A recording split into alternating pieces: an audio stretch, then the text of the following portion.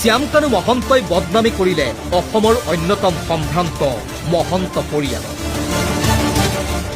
মান সন্মান পদমৰ্যাদা সম্বন্ধ আজি যেন সকলো মহন্ত পৰিয়ালৰ গভীৰ সংকট।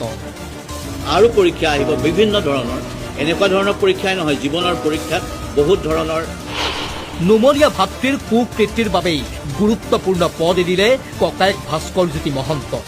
যাতে কোনো সন্দেহ বা এনেকুৱা ধৰণৰ অনাহক চিন্তাৰ হেৰি নহয়, গতিকে তাৰ কাৰণে মই মোৰ অফিচটো ডেমিট কৰিবলৈ বিচাৰিছোঁ আৰু একৰ্ডিংলি মই ৰেজিগনেশ্যন দিছোঁ, মই ইস্তফা দিছোঁ।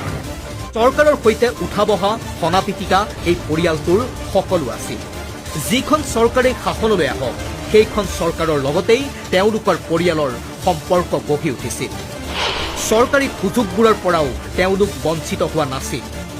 কিন্তু এতিয়া সময় বেয়া, সময়ে আজি পৰীক্ষা লৈছে। পৃথিৱীখন এটা পৰীক্ষাতে তোমাৰ জীৱনটোৰ পৰিসীমা আবদ্ধ নহয়, আৰু পৰীক্ষা আহিব বিভিন্ন ধৰণৰ, এনেকুৱা ধৰণৰ পৰীক্ষাই নহয়, জীৱনৰ পৰীক্ষাত বহুত ধৰণৰ।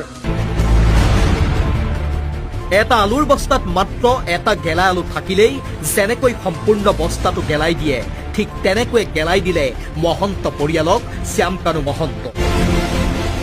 প্ৰথমে দাবী উঠিল গুৱাহাটী বিশ্ববিদ্যালয়ৰ উপাচাৰ্য প্ৰফেচাৰ ননীগোপাল মহন্তৰ পদত্যাগৰ। আৰু ইয়াৰ পাছত দাবী উঠিল প্ৰাক্তন আৰক্ষী সঞ্চালক প্ৰধান তথা বৰ্তমান ৰাজ্য চৰকাৰৰ মুখ্য তথ্য আয়ুক্ত পদত অধিষ্ঠিত হৈ থকা ভাস্কৰজ্যোতি মহন্তৰ পদত্যাগৰ। আৰু বৃহস্পতিবাৰে সেয়াই হ'ল। ৰাইজৰ যেন প্ৰতিবাদৰ সন্মুখীন হ'ব নিবিচাৰিলে ভাস্কৰজ্যোতি মহন্তই। মুখ্যমন্ত্ৰীৰ নিৰ্দেশত ৰাজ্যিক মুখ্য তথ্য আয়ুক্ত পদ এৰিলে ভাস্কৰজ্যোতি মহন্তই।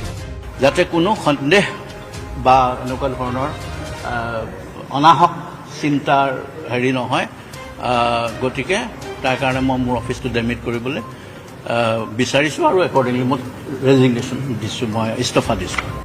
এইটো হ'ল গণতান্ত্ৰিক মানসিকতা থকা, ন্যায় আৰু সত্যতা হেৰিৰ প্ৰতি দায়িত্ব থকা মানুহৰ কথা। এগৰাকী ডিজিপিৰ দৰে দায়িত্ব থকা এগৰাকী মানুহে ইমান দিন খামোচ মাৰি ধৰি থাকিলে এই তথ্য আয়ুক্তৰ দৰে যিটো পদ, এইটো মই আশ্চৰ্য প্ৰকাশ কৰিছোঁ। এতিয়া শেহতীয়াকৈ কৰিলে, কিন্তু আমাৰ এইটো কথা সন্দেহ হয়, বাকী তথ্য পাতি শ্যামকানু মহন্তৰ ঘৰত ৰেড কৰাৰ পাছত যিবোৰ চিল পাইছিলে, মোহৰ পাইছিলে, পেড পাইছিলে, বিভিন্ন কম্পিউটাৰ লেপটপ জব্দ কৰিছে, সেইবোৰৰ মাজত নিহিত হৈ থকা যিবোৰ তথ্য ভাণ্ডাৰ, এইবোৰ ইফাল সিফাল হৈছে নেকি, সেইটো প্ৰশ্নহে মানুহৰ মাজত আছে।